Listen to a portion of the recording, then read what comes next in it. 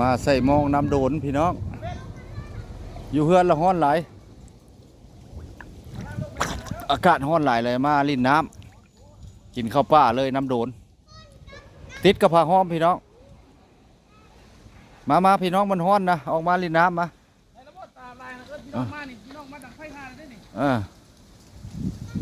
ป่าก็ใส่มองแล้วมันได้หลายเลยนี่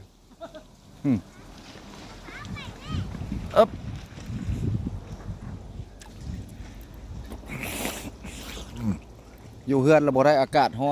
นหลายออกมาที่ละใครเนี่ยมันเย็นแน่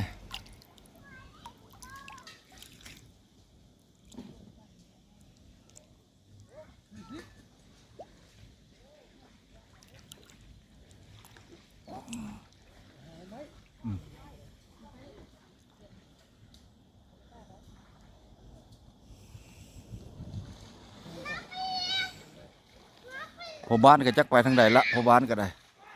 พอบ้านพาเลาะพอบ้านพาเลาะพี่น้องโอ้ยวันเสาร์มื้อนี้มื้อ3-4-5กินข้าวป่าเนาะบ่ได้แท้ก็ไปเอาหน่อไม้งมจี้แต่ว่ามันได้อยู่แล้วป่านะพี่น้อง